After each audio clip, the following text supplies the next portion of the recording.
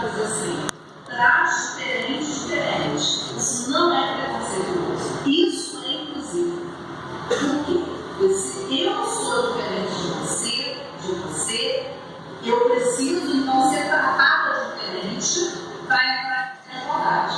As pessoas com deficiências, tradicionalmente discriminadas pela sociedade e desmotivadas pela sua própria condição existencial, têm na Paralimpíada uma oportunidade para elevar sua autoestima, direta ou indiretamente, além de provar para todos o seu valor como atleta e cidadão.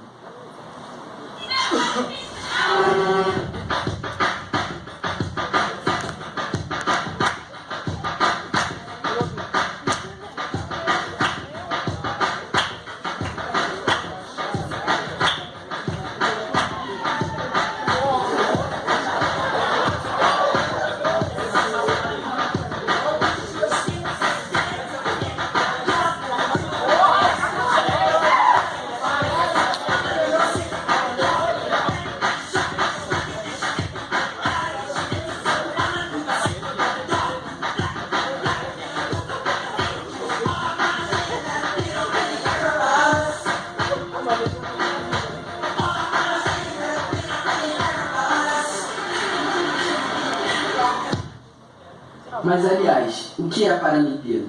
Onde surgiu? E como ocorre?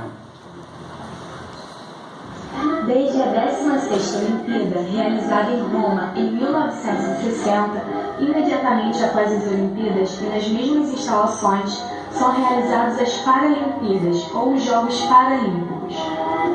Em Roma, a primeira Paralimpíada teve a participação de 400 atletas e 23 delegações. As Paralimpíadas vêm crescendo também de prestígio junto à mídia e proporcionando oportunidades de competição esportiva para aqueles que, superando as inúmeras dificuldades, treinaram duramente para o evento internacional. Em 2012 foi realizada em Londres e nesse ano de 2016 será realizada no Rio de Janeiro, Brasil. Com o sucesso dos Jogos, o esporte se fortaleceu e fundou-se a Federação Mundial de Veteranos, a fim de discutir regras e normas técnicas. O primeiro ano de participação brasileira foi em 72. As Paralimpíadas são disputadas a cada 4 anos, nos mesmos locais onde são realizadas as Olimpíadas, usando a mesma estrutura montada para os atletas olímpicos. São 19 modalidades em disputa por atletas portadores de deficiência, divididos em categorias funcionais de acordo com a limitação de cada um para que haja equilíbrio. Em 2016, serão disputados 23 esportes paralímpicos, incluindo a estreia da canoagem, a qual é uma competição realizada sempre em águas calmas e seus trajetos têm sempre de 200 metros de extensão. Máquinas eletrônicas determinam a posição inicial dos barcos. O caiaque conta sempre com um atleta que compete sentado, utilizando o remo com para as extremidades. E também temos a estreia do triatlo, que é um desafio multidisciplinar, onde os atletas testam seus limites na natação, no ciclismo e na corrida.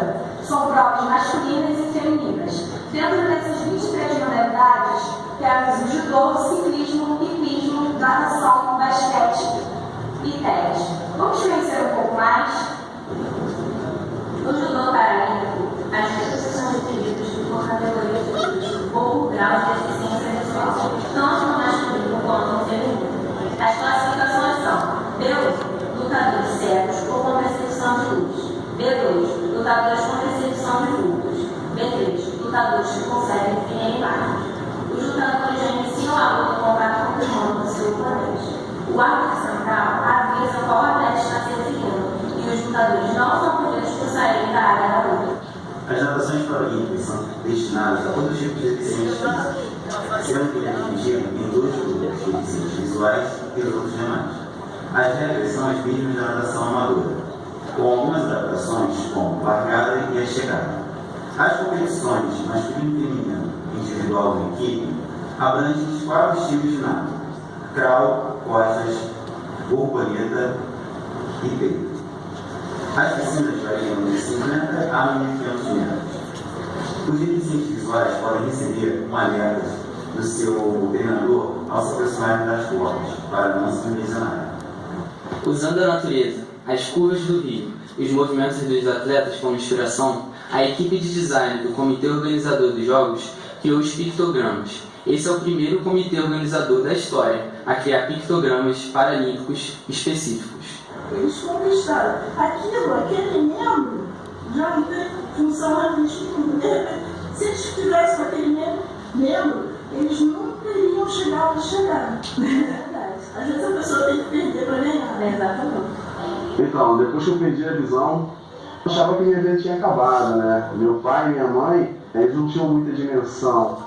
Até mesmo quando eu entrei no judô, eles também não tinham muita dimensão do que estava acontecendo. A minha família mesmo passou a acreditar na minha carreira, assim, como atleta, em 2011, quando eu estava no Parapan, em Guadalajara, no México, e eu ganhei a medalha de prata lá, e eu passei na televisão, nos canais, dando entrevista, chorando, e meu pai estava no bar, assim, bebendo, de costas para a televisão, os amigos dele falaram assim para ele: ó, teu filho na televisão. Quando ele virou, me viu chorando, assim, dando entrevista, e ele passou a acreditar. A minha mãe sempre acreditou, mas meu pai, ele passou a acreditar a partir desse momento.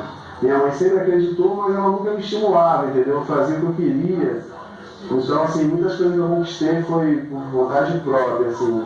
Mas eu acredito que se a família cada dia mais oportunizar os deficientes, estimular ainda mais os deficientes, nós vamos conseguir chegar a um patamar muito maior. Meu nome é Williams Silva de Araújo, eu tenho 24 anos, moro no Rio de Janeiro, no bairro de Olaria. Sou da Seleção Brasileira Paralímpica de Judô e estou classificado para os Jogos do Rio 2016. Eu consegui chegar aonde as pessoas não conseguiram chegar. Além de tudo, ser um campeão, né? Então, mas não é um campeão que eu falo, não é um campeão que tem inúmeras medalhas. É um campeão para a vida, né? Eu acho que a vida, às vezes, nos revela muitas coisas que a gente nem imagina. Na Paralimpíada, os portadores de deficiência física encontram oportunidades e aceitação. Mas e fora da Paralimpíada? Será que essa inclusão também existe? Eu acho que para uma atividade, a gente tem que ter uma escola que ofereça recursos, que dê ao aluno uma chance de estar comigo de verdade, né? Na creche, nós se dedicávamos muito, assim, tanto da diretora, não, vamos adaptar para o Daniel, vamos fazer o melhor para o Daniel, vamos... Eu via assim, muito interesse da escola de querer fazer para poder ele se sentir melhor dentro da sala de aula. Tipo, não era as crianças se adaptar, não era ele se adaptar às crianças, era as crianças se adaptando ao jeito dele, né? Não tem estrutura, eu sei que as escolas não têm estrutura.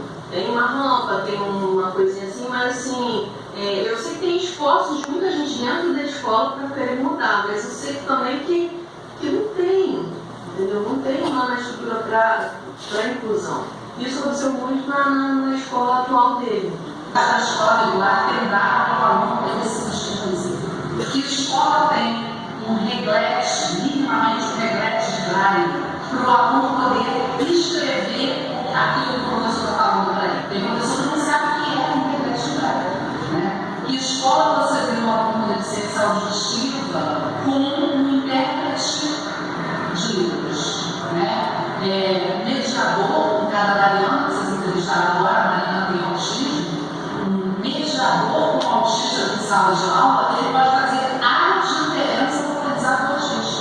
Desde mesa, porque mesa não encaixava ele direito a cadeira de roda, machucava a perna dele, eu tinha que falar, olha, não machucando, vamos para uma outra mesa para poder se adaptar. E o Daniel chegou a um ponto dele, ele mesmo ele tem que arrumar um jeito de se adaptar àquela situação. A professora não vê isso, não tinha acessibilidade de querer ver se estava acontecendo alguma coisa, se está bem, se ele está bem. Não, e graças a Deus ele tem um cognitivo muito bom. Então, ele mesmo ele já vai pegando as coisas, mas se fosse assim, não tem que todo cuidado por ele ser especial. A escola oferece mediador, porque a gente vê essa parte para fora, um mediador para dar com o filho. E nem sempre um mediador, às vezes é só uma babá que já está, que acompanha a criança, mas não é um mediador que tem a formação pedagógica, tem conhecimento para ajudar o mediador. De levá-lo ao banheiro, porque ele não consegue ficar ficar de pé para ele sozinho no banheiro, não tem cuidador, não tem uma pessoa para poder ter, às vezes é uma pessoa que vai, às vezes é a professora que leva, e ainda é desse jeito assim, e ele está crescendo, né?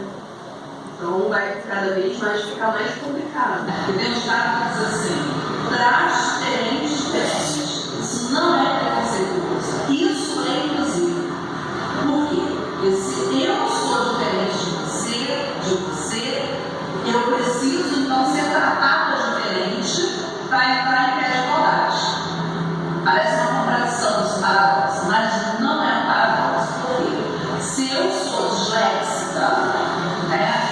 Eu tenho uma dificuldade de aprendizado e desempenho na leitura, né? Quando a gente começa a aprender a ler, pega um texto para ler, o texto da gente vai aonde?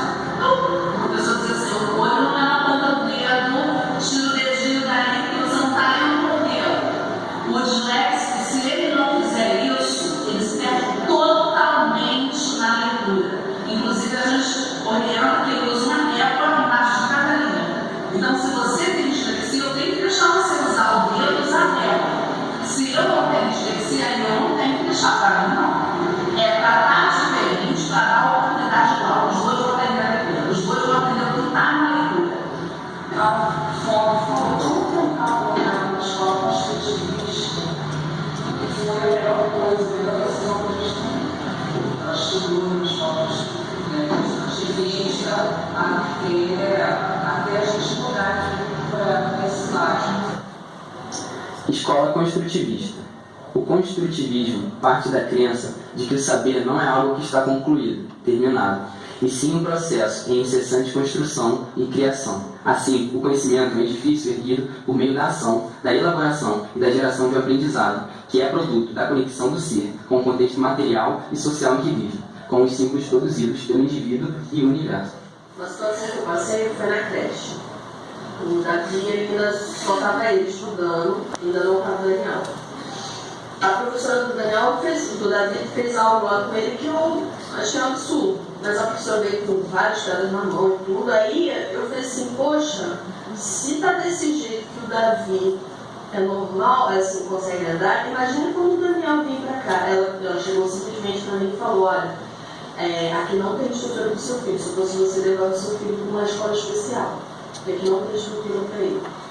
Com o Daniel, ele ensina todo dia a gente a não reclamar da vida, porque ele está sempre sorridente, ele está sempre feliz, entendeu?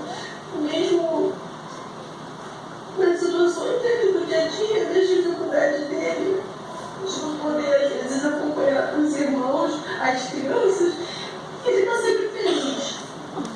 Ele está sempre feliz, sempre muito feliz, sempre. Se fosse uma outra criança normal, a criança estaria no canto, não posso isso, não posso aquilo, mas ele não. Sabe, ele não. Ele mesmo, ele tendo a situação dele, ele é feliz. Não sei se é porque eles passam muito isso para ele tem que ser feliz, por mais que ele tenha a possibilidade de usar uma muleta ou usar um andador, mas eu falo com ele, meu filho, mesmo que você tenha uma cadeira de apoio, você tem muitas possibilidades de trabalhar, de ter amigos, namorar, casar, ter filhos. E eu falo para ele que o meu maior sonho é entrar numa igreja, né, com ele, levando ele até lutar para entregar ele, assim, que eu gostava muito que ele tenha uma pessoa que cuide dele, que seja parceira dele, sabe? Esse é o que eu penso, assim. E a mãe tem que acreditar no filho. Tem que acreditar no filho. Mesmo que tudo diga que não, ela tem que acreditar. Esse daqui é o Daniel. Esse daqui é o Davi, que é o gêmeo do Daniel. E esse aqui é o Fábio, meu esposo. E essa é a minha família maravilhosa. Tá faltando aqui o João Miguel como mais velho. Mas é o presente de Deus que Deus. Nosso futuro atleta.